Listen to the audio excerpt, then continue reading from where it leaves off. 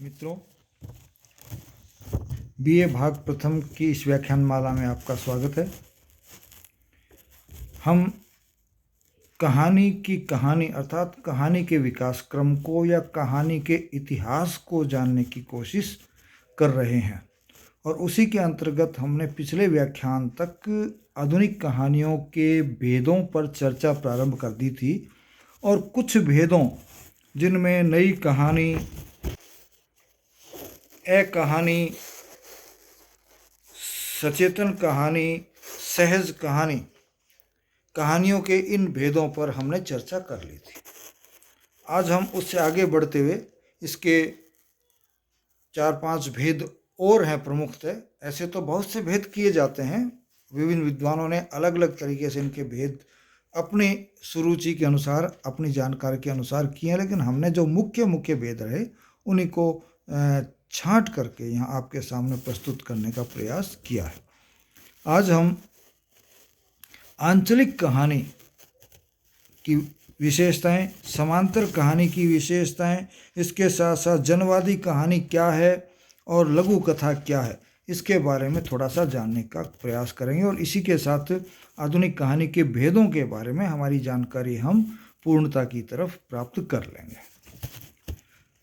तो सबसे पहले आते हैं आंचलिक कहानी क्या है और इसके प्रणेता कौन रहे हैं।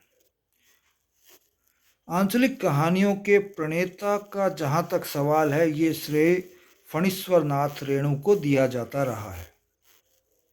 सामान्य ज्ञान में भी अक्सर प्रश्न पूछा जाता है, तो आपका उत्तर यही होगा कि आंचलिक कहानियों के प्रणेता कौन रहे हैं, तो आपका जवाब होगा फणीश्वर नाथ रेणु। ये ग्रामीण या आंचलिक कहानियाँ क्यों कहलाई? क्योंकि इन्होंने अंचल विशेष का और अंचल विशेष में भी जो ग्रामीण क्षेत्र है उनके मुद्दों को अपने भीतर उठाया या उन पर अपनी कहानियों को केंद्रित रखा। विषय वस्तु जो इनकी रही वो ग्रामीण क्षेत्र, उसकी संस्कृति, उसकी विविधताएं वही रही, उसकी समस्याएं वही रही। रेणु जी ने अपनी कहानियों में ग्रामीण जीवन की सर्वथा नई भंगिमा को जो है एक अभिव्यक्ति प्रदान की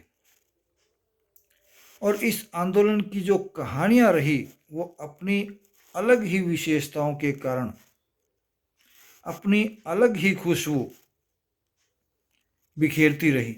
इसलिए लोगों का ध्यान भी इन्होंने अपनी तरफ खींचा और खूब खींचा।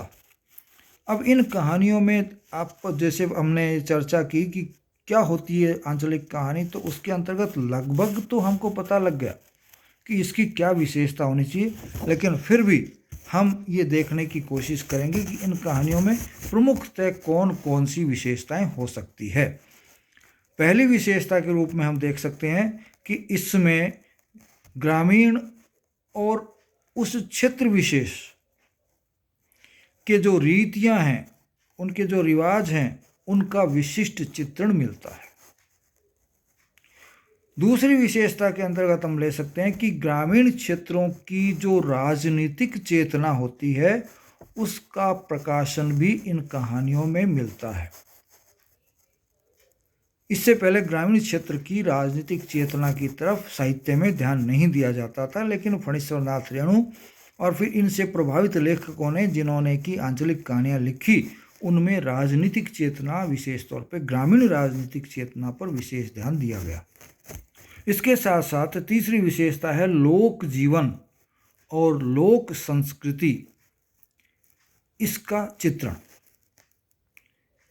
ग्रामीण क्षेत्र के लोगों का कैसा जीवन है, उनकी संस्कृति कैसी है, उनका चित्रण बहुत सटीक ढंग से इन कहानियों में आपको मिल जाता है।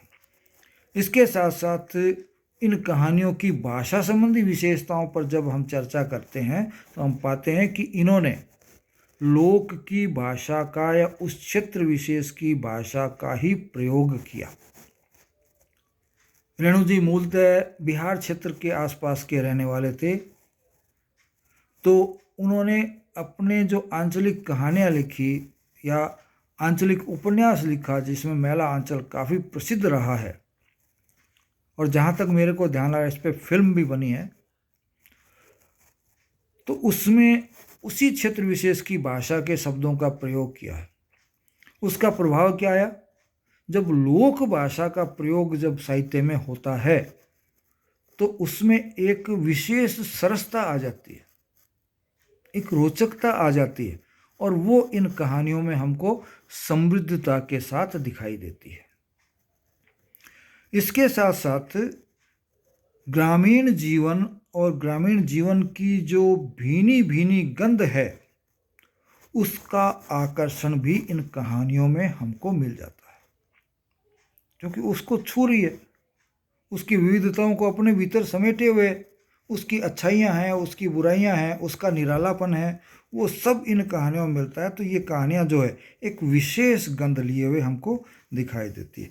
इसके साथ साथ ग्रामीण जीवन में आने वाली समस्याओं पर भी इन्होंने बड़े भावपूर्ण ढंग से उसका चित्रण किया है।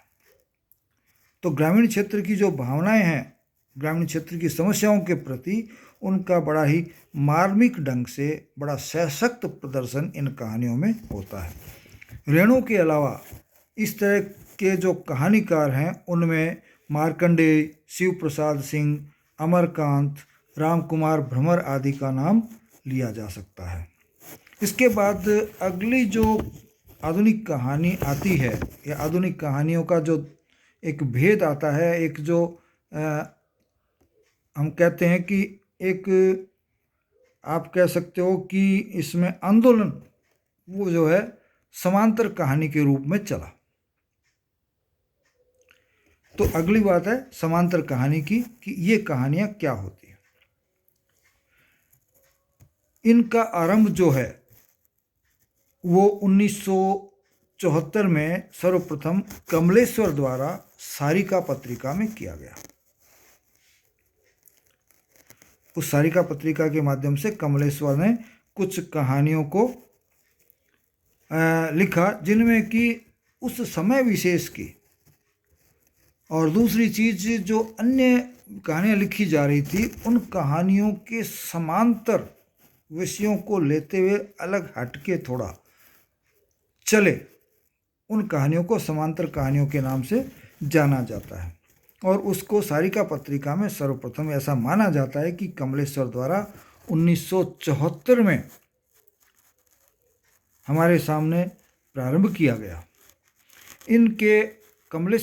इनके अलावा अर्थात कमलेश्वर के अलावा जो कहानीकार जिन्होंने समांतर कहानी में अपना योगदान दिया उनमें डॉक्टर विनय, कामतानाथ, इब्राहिम शरीफ, जितेंद्र भाटिया और मधुकर सिंह इत्यादि का नाम लिया जा सकता है। अब है समांतर कहानी में किस तरह के जो हैं बातें ली गई। हम कह सकते हैं कि उसमें जो समयगत सत्य थे, उस समय जिसको हम कह सकते हैं कि उस समय का जो सत्य था और उस समय की जो रचनाएं थी उनके बीच सामंजस्य करने की एक कोशिश इन कहानियों में आपको मिलती है। और उससे भी बड़ी एक चीज़ जो इससे पूर्व की कहानियों में हमको या तो मिलती नहीं है या बहुत कम मिलती है, वो है कि इन कहानियों ने अपने विषय के रूप में एक आम आदमी को चुना। और ये जो समांतर कहानी है वो एक आम आदमी की जिंदगी की कहानी है।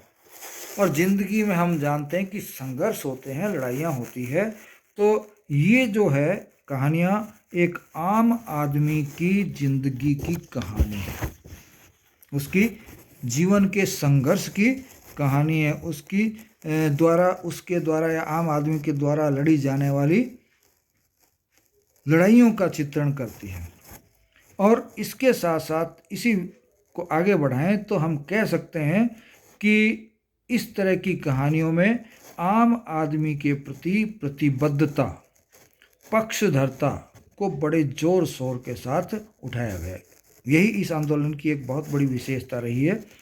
और इसमें एक खास बात और थी कि आम आदमी के प्रति प्रतिबद्धता इन कहानियों में दिखती है, पक्षधरता उनके प्रति दिखती है, लेकिन उसके साथ साथ एक और विशेषता जो उस पक्षधरता को और अधिक तीव्र गति से हमारे सामने लाती है, वो है राजनीति से निकटता। ये कहानियाँ राजनीति से प्रेरित होकर भी लिखी जा रही थी, या आम आदमी को राजनीति की तरफ ले जा रही थी, उसकी जागरूकता की तरफ ले जा रही थी। लेकिन इसके बावजूद अक्सर कहानियों में या साहित्य में जो मिलता है कि नई पीढ़ी और पुरानी पीढ़ी में अंतर पाया जाता है, उसको वो कहानियाँ स्वीकार करती है, उभारती है।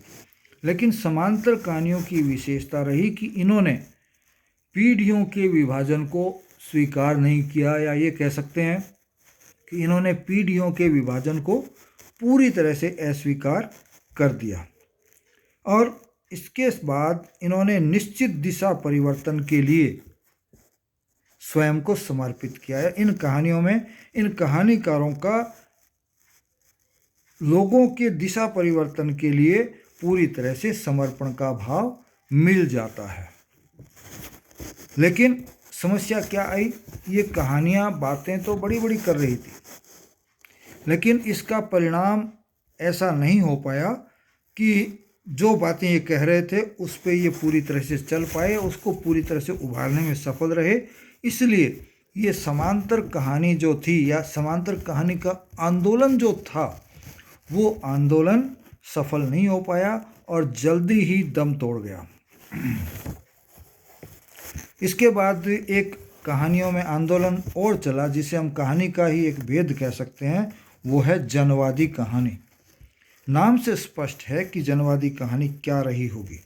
हम कह सकते हैं कि ये कहानी एक जीवन दृष्टि था, न कि हम इसको कोई आंदोलन कहें, क्योंकि नाम से ही स्पष्ट है कि जनवादी अर्थात आम व्यक्ति की बातों को उठाने वाली, जन की बात करने वाली कहानियाँ। तो ऐसी कहानियाँ पहले भी आई है, इन्होंने लिखी, इन्होंने हो सकता है थोड़ा और अधिक ज़ोर शोर से किया हो, लेकिन चूंकि इनमें कोई नयापन नहीं था, इसलिए ये कहानी आंदोलन भी आगे ज़्यादा नहीं बढ़ पाया और ये भी दम तोड़ गया। क्यों? क्योंकि इनकी कहानियाँ अधिकांशतः प्रेमचंद और यशपाल की कहानियों से प्रभावित रही, लेकिन उनसे अलग हटके कुछ नहीं दे पाई। भीष्म साहनी, काशीनाथ सिंह मार्कंडे, स्वयं प्रकाश, हेतु भारद्वाज, असगर वजाहत और महेश इत्यादि इस तरह की कहानियों के प्रमुख हम कह सकते हैं कि कहानीकार रहे हैं। फिर एक और भेद कहानियों में सारिका में भी ये काफ़ी मात्रा में चला, और मैं समझता हूँ कि सारिका ने ही इसको प्रारंभ किया था। पत्रिका में मुख्य कहानियों के बीच में मैं मुख्य जो चीज़ें देता था सारिका पत्रिका, उसके बीच में एक छोटे से बंद कोष्ठक में और एक छोटी सी कहानी, छोटे कलेवर की एक कहानी दे देता था, जिसका आकार एक कॉलम से अधिक नहीं होता था। पत्रिका का आकार, आज की पत्रिकाएं तो शायद कोई भी वैसी मिलनी मुश्किल है, लेकिन ये मान लीजिए कि लगभग जो आपकी पाठ्य पुस्तक होती है, लंबाई तो उस जितनी सी होती थी, चौड़ाई इससे लगभग 1.5 गुनी 1.25 गुनी होती थी। तो उसका कॉलम 2 हिस्सों में बंट के आता था, उसके 1 या 3 हिस्सों में बंट के आता था कॉलम, और उसके एक कॉलम से अधिक उसका जो है आकार नहीं होता था, उससे छोटा ही होता था। क्योंकि मेरे को बचपन में अक्सर वो पढ़ने का अवसर मिला है और मैंने पढ़ा है। तो ऐसी कहानियाँ जो है लघु कथा कहलाई या ठुमरी कहलाई, क्योंकि संगीत में जैसे ठुमरी बहुत तीव्र गति से चलती है, बहुत छोटे आकार में आती है और अपना बहुत गहरा प्रभाव छोड़ के जाती है, उसी तरह से लघु कथा भी अपने पाठकों पर एक छोटे रूप में आकर भी बहुत तेजी से अपना प्रभाव छोड़ते हुए लेखक को पाठक को प्रभावित कर जाती है। कन्हैयालाल मिश्र, प्रभाकर इत्यादि जो हैं इसके जो हैं लेखक रहे हैं। इसके अलावा और भी बहुत से, जैसे शरद जोशी है, हरिशंकर परसाई है, महेश चौधरी है, स्वर्गीय क्या, एन चंद्रशेखर है, बलदेव है, विजय राघव रेड्डी है, पीवी नरसा रेड्डी है, फूलचंद मानव है। ये इस तरह की कहानियों के, आज तो ऐसी कहानियाँ खूब लिखी जा रही है, और यहाँ तक कि आज तो लघु कथा ही नहीं बल्कि अति लघु कथा तक भी आ गए। यहाँ तक कि 4 पंक्तियों की कहानी भी लोग लिख रहे हैं। हालांकि ऐसी कहानियों को विश्लेषकों द्वारा और पाठकों द्वारा अधिक ध्यान नहीं दिया गया, उसको स्वीकृति प्रदान नहीं की गई है। तो वो हम कह सकते हैं कि ये प्रमुखतः इस तरह से 8 प्रकार की कहानियाँ या कहानियों के आंदोलन आधुनिक कहानियों में चले, और हम उसका अध्ययन अब कर चुके हैं। तो आपसे यदि कोई पूछे कि आधुनिक कहानियों के भेद बताइए, तो आप इन भेदों को लिख सकते हैं।